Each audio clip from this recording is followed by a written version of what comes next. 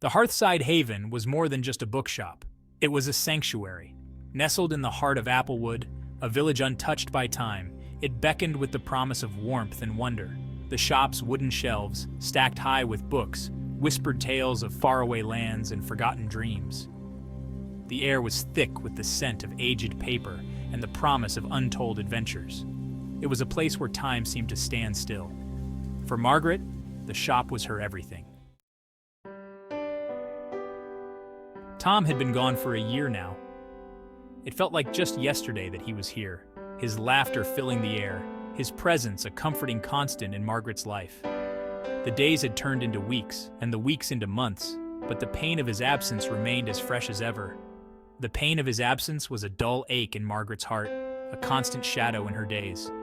Every morning she would wake up, hoping to hear his voice, to see his smile, but all she was met with was the cold, harsh reality of his absence. The bookshop, once a place of joy and laughter, now felt like a mausoleum of memories. They had built the Hearthside Haven together, brick by brick, dream by dream. It was their sanctuary, a place where they poured their hearts and souls into every detail. From the selection of books to the cozy reading nooks, everything was a testament to their shared vision and love for literature. Each corner held his memory, each book a shared smile. The handwritten notes in the margins, the little doodles on the bookmarks, all whispered stories of their time together. The shop was a living, breathing entity, filled with the essence of Tom and Margaret's love. Margaret continued to run the shop. It was her way of keeping Tom's spirit alive, of honoring the dreams they had built together. She found solace in the routine, in the familiar tasks that once brought them both so much joy. She knew it was what Tom would have wanted. He had always believed in the power of stories, in the magic of books to heal and inspire. Margaret held on to that belief, finding comfort in the pages of the books they had lovingly curated together.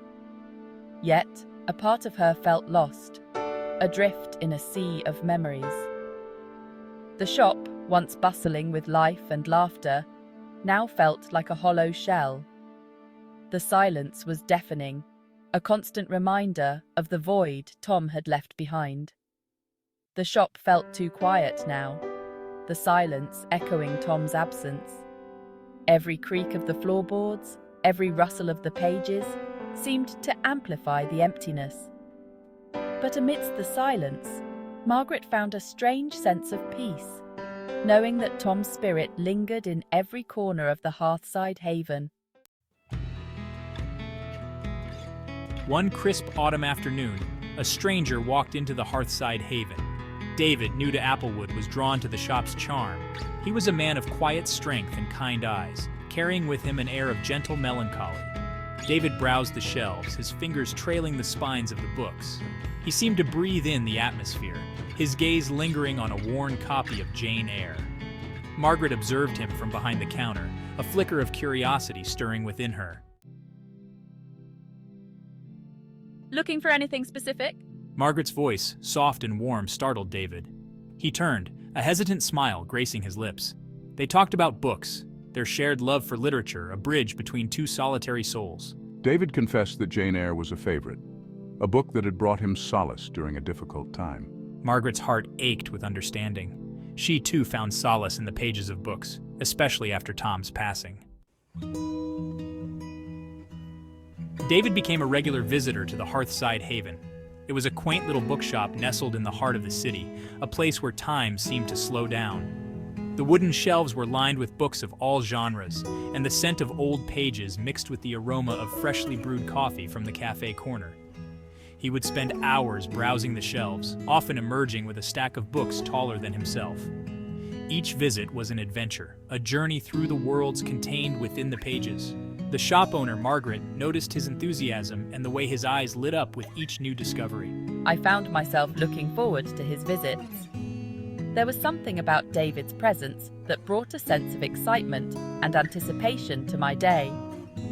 I would catch myself glancing at the door, hoping to see him walk in with that familiar smile.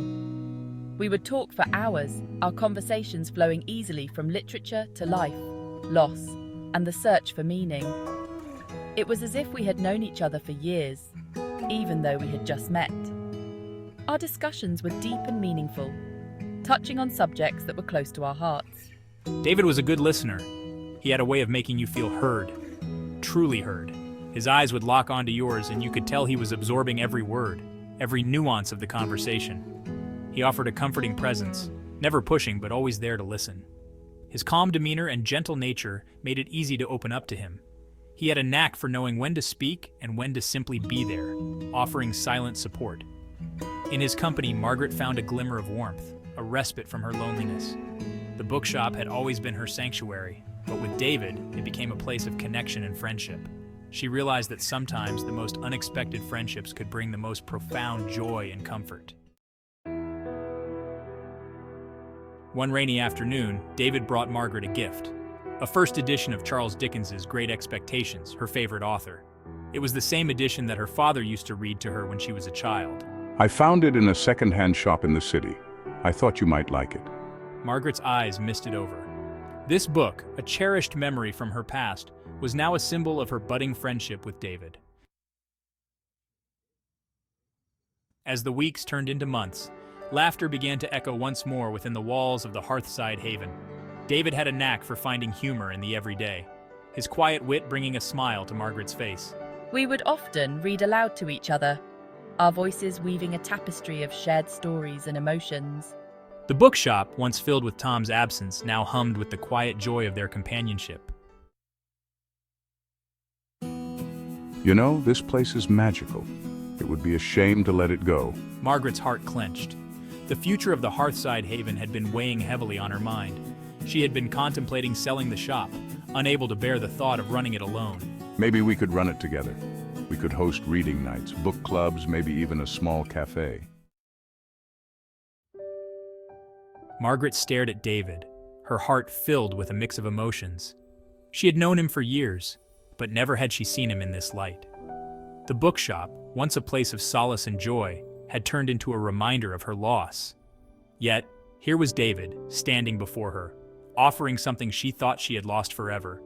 The idea seemed impossible, yet undeniably appealing.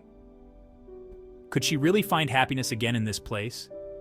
The bookshop had been her sanctuary, a place where she and Tom had built countless memories. The thought of moving on without him felt like a betrayal, but the idea of staying stuck in the past was equally unbearable. She had almost given up on finding joy in the shop without Tom.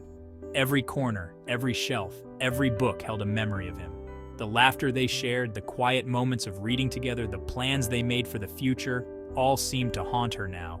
But David's presence brought a new perspective, a glimmer of hope that maybe, just maybe, she could find a way to honor Tom's memory while embracing a new beginning. But David, with his quiet strength and shared love for stories, had rekindled a spark of hope within her. He understood her pain, having lost someone dear himself. His gentle encouragement and unwavering support made her believe that she wasn't alone in this journey. Together, they could create new memories, new stories, and perhaps a new chapter in their lives. What do you say, Margaret? Are you ready for a new chapter? David's voice was soft, yet filled with conviction. He knew the weight of his question, the significance it held for her. It wasn't just about the bookshop, it was about her willingness to open her heart again, to embrace the unknown with courage and hope. Margaret looked around the shop, at the towering shelves, the worn armchairs. Each item in the shop held a story, a piece of her past. The familiar scent of old paper filled the air, bringing with it a sense of nostalgia. She could almost hear Tom's voice, feel his presence beside her. But now there was also David, a new presence, a new possibility, the faint scent of old paper in Tom's memory. She realized that moving forward didn't mean forgetting Tom. It meant carrying his memory with her, letting it guide her as she stepped into a new chapter. With a deep breath, she turned to David, a small but genuine smile forming on her lips. "Yes, David," she said softly. "I'm ready." Yes, I am. And so the Hearthside Haven found a new lease on life. It remained a sanctuary, a haven for book lovers, but it was also a testament to the enduring power of friendship and new beginnings. The bookshop, once a reminder of Margaret's loss, had become a symbol of hope, a testament to the idea that even in the darkest of times, life could surprise you with unexpected gifts. The Hearthside Haven stood as a beacon of warmth and light in the heart of Applewood. It was a reminder that even in loss, new connections could blossom, and shared stories had the power to heal and bring joy. Within its walls, Margaret and David found solace, friendship, and a shared purpose, proving that sometimes the greatest love stories are written not in the pages of books, but in the hearts we touch along the way.